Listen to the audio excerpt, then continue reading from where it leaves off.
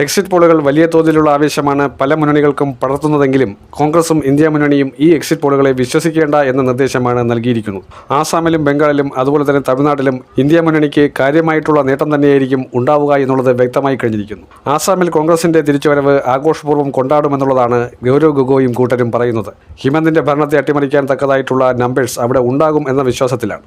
ACC നേതൃത്വം സാധാരണ MP-മാർക്ക് നിയമസഭയിൽ മത്സരിക്കുന്നതിന് ഇളവ് നൽകിയിട്ടില്ല. എന്നാൽ ജോർഹാത്തിലെ MP ആയിട്ടുള്ള ഗൗരവ് ഗൊഗോയ്ക്ക് ആ ഇളവ് നൽകിയിട്ടുണ്ട്. കാരണം അത്രയേറെ ജനപ്രിയനായിട്ടുള്ള അത്രയേറെ കർമ്മശേഷിയുള്ള യുവാക്കളുടെ ഹരമായി മാറിയിരിക്കുന്ന ഗൗരവ് ഗൊഗോയെ ജോർഹാത്തിലെ അസംബ്ലി മണ്ഡലത്തിൽ നിന്ന് മത്സരിപ്പിക്കാനാണ് കോൺഗ്രസ് നേതൃത്വം തീരുമാനിച്ചിരിക്കുന്നത്. 126 സീറ്റുകൾ അസമിലുണ്ട്. അസമിൽ പൊതുചരിത്രം എഴുതിയാൽ അത് വടക്കിഴക്കൻ സംസ്ഥാനങ്ങളിൽ ഉണ്ടാകുന്ന വലിയ മാറ്റത്തിൻ്റെ കാഹളമായിരിക്കുമെന്ന് കോൺഗ്രസ് നേതൃത്വത്തിനും ഇന്ത്യ മുന്നണിക്കും BJPക്കും ഒരുപോലെ അറിയാവുന്ന കാര്യമാണ്. NDA അതുകൊണ്ട് വിയർക്കുകയാണ്. NDAയെ സംബന്ധിച്ചിടത്തോളം അവർക്ക് മണിപ്പൂരിലെ കലാപ വിഷയങ്ങൾ കെട്ടടക്കാനോ ബീരൻ സിംഗ് കാണിച്ച നെറുകേടിനെ ന്യായീകരിക്കാനോ ഒന്നും അവർക്ക് കഴിയില്ല. മണിപ്പൂർ അവരുടെ കൈവിട്ടുപോയ അവസ്ഥയാണ്. കാരണം രാഷ്ട്രപതി ഭരണമാണെങ്കിലും ഇനിയൊരു നിയമസഭാ തെരഞ്ഞെടുപ്പ് ഉടനടി ഉണ്ടായാൽ പോലും കാര്യമില്ല.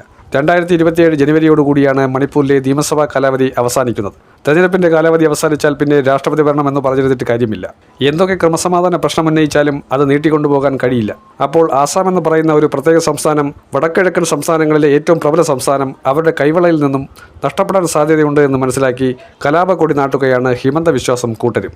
ബംഗാളിൽ സുവേന്ദു അധികാരി പറയുന്നത് അതിർത്തിയുമായി ബന്ധപ്പെട്ട വിഷയങ്ങളിൽ പല സാഹചര്യങ്ങളിലും നുഴഞ്ഞുകയറ്റമുണ്ട്.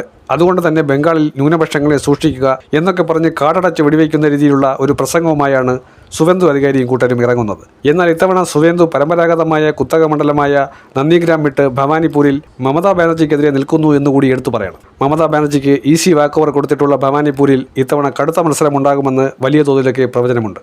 എന്നിരുന്നാലും തൃണമൂൽ കോൺഗ്രസ് അധികാരം നിലനിർത്താനാണ് സാധ്യത.